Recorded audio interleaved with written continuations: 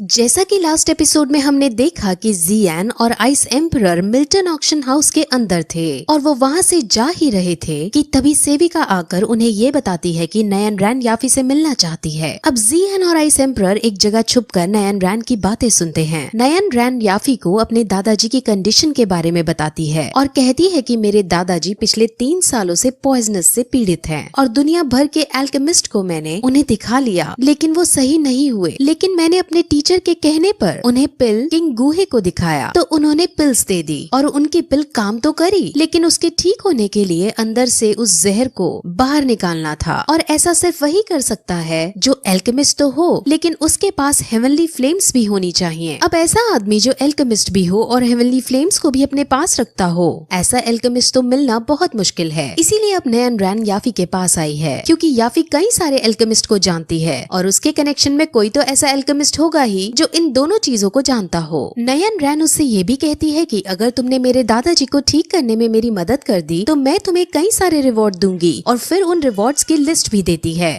अब याफी उसे ये कहकर भेज देती है कि अगर उसे ऐसा कोई आदमी मिलेगा तो वो जरूर नयन रैन के दादाजी को सही करने के लिए भेज देगी। अब जियान और आइस एम्परर बाहर निकलते हैं और याफी अब जियान को ध्यान से देखती है और उसे देखते ही समझ जाती है कि जियान एक एल्केमिस्ट है और इसके पास हेवनली फ्लेम्स भी हैं। वो कहती है कि नयन रैन के क्लैन में जाकर उसके दादाजी को सही करना चाहिए क्योंकि ऐसा करने पर वो तुम्हें बहुत से रिवॉर्ड्स देंगे और उनमें से एक रिवॉर्ड सोल पावर को रेस्टोर करने की मेडिसिन के इंग्रेडिएंट्स हैं। अब जियान हालांकि नयन रैन से बहुत ज्यादा नफरत करता था लेकिन अब उसको इससे अच्छा मौका और कहीं नहीं दिखता, इसीलिए वो वहाँ जाने का डिसाइड करता है। याफी अब उसे एक मास्क देती है जिसे जियान का ऑरा छुप जाएगा और उसे कोई नहीं पहचान पाएगा कि ये जियान है। अब जियान मास्क को लेकर नयन रैन के क्लैन की तरफ बढ़ता है लेकिन रास्ते में तभी उसे वही आदमी मिलता है जिसे जी जूनियर ने जियान के पीछे लगा रखा था। वो जियान के सामने आकर कहता है कि आज मैं तुम्हें जिंदा नहीं छोड़ूंगा। जियान उससे पूछता है कि तुम आखिर हो कौन, जिस पर वो आदमी सिर्फ इतना कहता है कि इससे कोई फर्क नहीं कि मैं कौन हूँ, आज बस तुम्हारी मौत पक्की है। वो फुल जोश में अब जियान पर हमला करता है और जियान भी अब उससे फाइट करता है। दोनों में बहुत घमासान युद्ध चलता है जिसमें एटलास जियान बेहोश हो जाता है। अब वो आदमी बहुत हंसता है और फिर अपना खंजर निकालकर जियान की तरफ बढ़ता है लेकिन जियान अब फिर से खड़ा होता है और उसका सामना करने के लिए तैयार हो जाता है। वो आदमी ये देखकर बहुत खुश होता है और कहता है कि जितना मैं सोचता था तुम उससे कहीं ज्यादा अच्छे हो। अब जियान फिर से दोनों तरह की फ्लेम्स को प्रोड्यूस करके और उन्हें मिक्स करके बुद्धा लोटस एंगर प्रिपेयर करने लगता है ताकि वो उसको मात दे सके, लेकिन तभी आइस एम्परर वहाँ आकर उसे रोक देते हैं और कहते हैं कि इससे मैं निपटता हूँ। वो अब उसी के स्टाइल में उस पर हमला करते हैं और दोनों के बीच फाइट शुरू होती है लेकिन इस फाइट में भी वो आदमी जीत रहा होता है। हालांकि वो जीत रहा होता है लेकिन फिर भी वो कहता है कि मेरा मिशन पूरा हुआ और अब मैं यहाँ से चलता हूँ। वो फिर वहाँ से चला जाता है। वहीं आइस एम्परर समझ जाते हैं कि ये जियान को मारने तो नहीं आया था।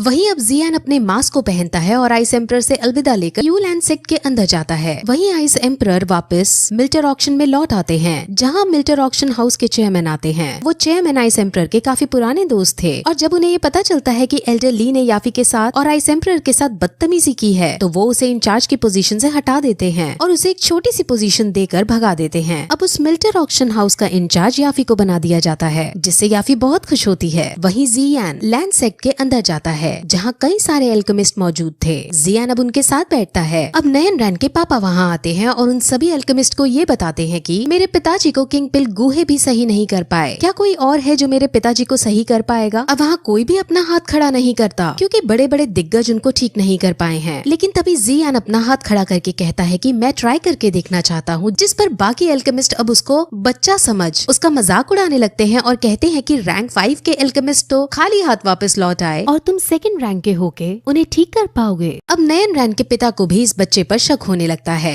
लेकिन जियान भी अपना सिग्मा मेल है और वो टोट मारते हुए कहता है कि किंग पिल गुहे पर भी आपने क्या ऐसा ही शक किया था। अब उन दोनों में थोड़ी बहस सी होने लगती है लेकिन तभी वहाँ नयन रैन आती है और वो अपने डैड को शांत कराकर जियान से माफी मांगती है और कहती है कि मेरे पिता आप पर शक नहीं कर रहे हैं, आप प्लीज इसे पर्सनली ना ले। लेकिन अब भी उसके डैड उस पर शक ही कर रहे होते हैं, इसलिए जियान अब तुरंत अपने हाथ से हेवनली फ्लेम प्रोड्यूस करता है। अब सब बहुत शॉक होते हैं क्योंकि नयन रैन को यही तो चाहिए था। था। अब जियान रैंक 2 का एल्केमिस्ट भी है और उसके पास हेवनली फ्लेम भी है। और ये देखकर नयन रैन के पिता अपने बिहेवियर के लिए माफी मांगते हैं और तुरंत उसे अपने पिताजी के पास ले जाते हैं। वहाँ जियान उनकी कंडीशन देखता है और कहता है कि पॉइजन बहुत टाइम से इनके शरीर में है, जिस वजह से अब इनको बचा पाना मुश्किल है। अगर मैंने इनका ट्रीटमेंट किया या तो ये बच जाएंगे या ये तुरंत मर जाएंगे। अब आपके ऊपर है कि आपको इन्हें पॉइजन से मारना है या फिर ट्रीटमेंट करके देखना है। अब ऑब्वियसली वो उसे ट्रीटमेंट करने को कहते हैं, जिस पर जियान ये कहकर कि आप बुरी से बुरी कंडीशन के लिए तैयार हो जाओ क्योंकि अब कुछ भी हो सकता है। जियान अब उनका ट्रीटमेंट शुरू करता है, जहाँ वो हेवनली फ्लेम प्रोड्यूस करके उनके शरीर के अंदर के पॉइजन को बाहर निकालने की कोशिश करता है। नयन रैन और उसके पिताजी उसकी इस स्किल और तरीके को देखकर उससे बहुत इम्प्रेस होते हैं। अब जब नयन रैन के पिता नयन रैन को जियान को घूरता हुआ देखते हैं तो वो उससे पूछते हैं कि क्या ये तुम्हें पसंद है, जिस पर नयन रैन हंसकर मना कर देती है। वहीं उसको इस ट्रीटमेंट करने में बहुत मेहनत लगती है क्योंकि पॉइजन बहुत सालों से उनके अंदर है, लेकिन एट लास्ट वो थोड़ा सा पॉइजन बाहर निकालकर उनको होश में ले आता है। वो ये नोटिस करता है कि पॉइजन उसकी फ्लेम के साथ घुलकर खुद के अंदर भी आ गया है, यानी अब जियान की फ्लेम पॉइजन फ्लेम भी प्रोड्यूस कर पा रही है।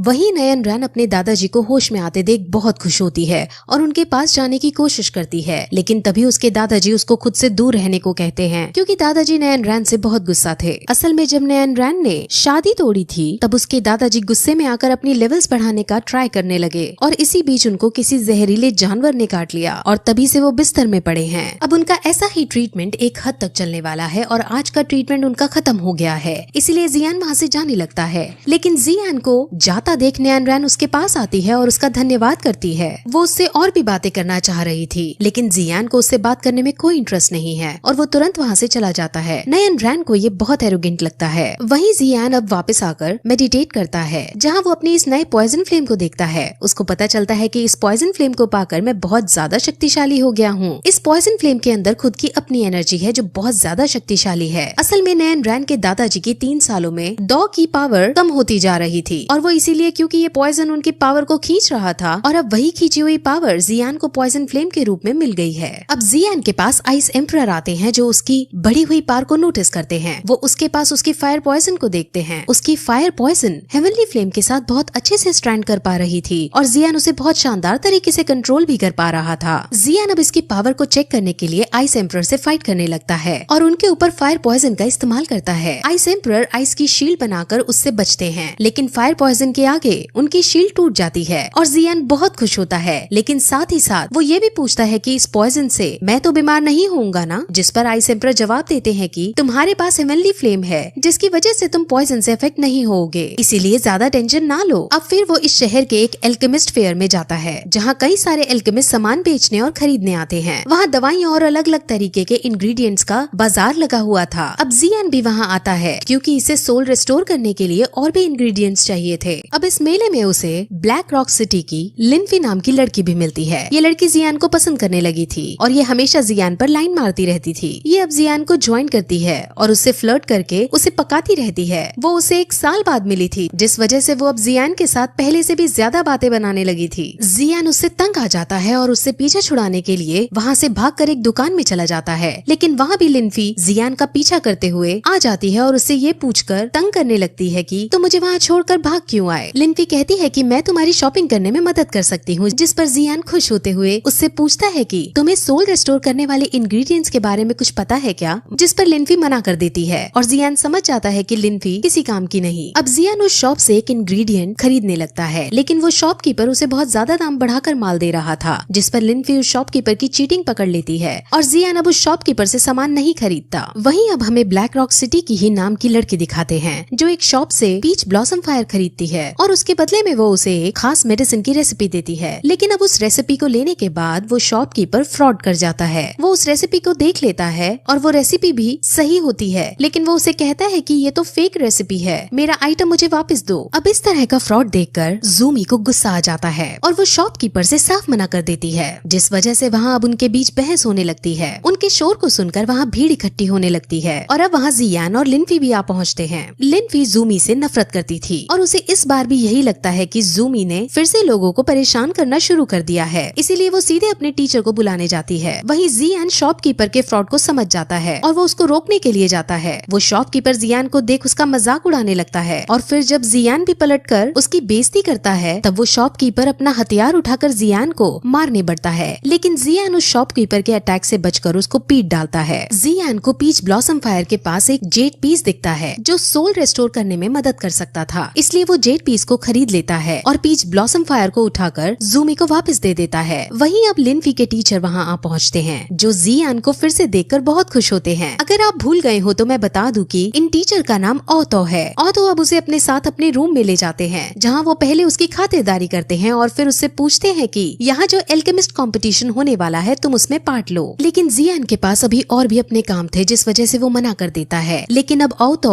उसे ये बताते हैं कि इस कंपटीशन में जीतने वाले को कई सारे इनाम दिए जाएंगे और उनमें से एक इनाम सोल रेस्टोर करने का इंग्रेडिएंट भी होगा। अब जैसे ही जियान ये सुनता है वैसे ही उसके आसपास का समय रुक जाता है। जियान को छोड़कर बाकी सब फ्रीज हो जाते हैं और जियान को समझ नहीं आता कि ये क्या हुआ। लेकिन तभी उसके अंदर से क्वीन मेडुसा बाहर निकल कर आती है और उसे कहती है कि इस कंपटीशन में जीतने वाले को स्पिरिट मेल्टिंग पिल मिलेगी, इसीलिए तुम इसमें भाग जरूर लेना। और अगर तुमने स्पिरिट मेल्टिंग पिल जीतकर मुझे दे दी तो मैं तुम्हें जान से नहीं मारूंगी। अब जियान उसे कहता है कि ठीक है मैं दे दूंगा, लेकिन हर बार जान से मारने की बात करना जरूरी नहीं है। अब क्वीन मेडुसा फिर से उसके शरीर के अंदर चली जाती है और टाइम फिर से चलने लगता है। अब जियान ब्लैक रॉक सिटी की तरफ से इस कंपटीशन में भाग लेने को रेडी हो जाता है, लेकिन जियान अपनी एक शर्त रखता है जिसके अकॉर्डिंग वो अपना नाम पब्लिकली नहीं करेगा, जिस पर ओतो मान जाते हैं और ओतो और उनके साथी अब जियान के पार्टिसिपेट करने वाली बात को सुनकर बहुत खुश होते हैं। अब 3 दिन बाद जियान का मैच शुरू होने वाला था, इसीलिए अब वो पहले नेक्स्ट ट्रीटमेंट के लिए यूननैन सेक्ट के अंदर जाता है और ग्रैंडपा का ट्रीटमेंट करने लगता है। वहीं नयन रैन से मिलने गुहे का एक डिसाइपल जिसका नाम मास्टर ली है वो आता है। मास्टर ली ग्रैंडपा के लिए कुछ दवाई लाया था। मास्टर ली बहुत ज्यादा हैंडसम था और लड़कियां उस पर बहुत मरती थी। नयन रैन मास्टर ली से मिलती है और मास्टर ली उसे गुहे की दी हुई दवाई देता है और शोक प्रतीत करते हुए कहता है कि मेरे मास्टर गुहे तगी डेजर्ट के अंदर हेवनली फ्लेम्स की तलाश में गए थे, लेकिन वहाँ उन्हें वो नहीं मिल पाया था, जिस वजह से अब वो बिना हेवनली फ्लेम्स के ग्रैंडपा का ट्रीटमेंट नहीं कर पा रहे हैं। लेकिन नयन रैन उसे अपने ग्रैंडपा की कंडीशन के बारे में बताती है कि अब उनकी कंडीशन बेटर हो रही है। एक एल्केमिस्ट जो नई उम्र के हैं उसके पास हेवनली फ्लेम्स भी हैं और वो मेरे ग्रैंडपा का ट्रीटमेंट कर रहा है। मिस्टर ली को अब उस नए उम्र के एल्केमिस्ट के बारे में जानने की लालसा होती है और वो नयन रैन से उससे मिलने को कहते हैं,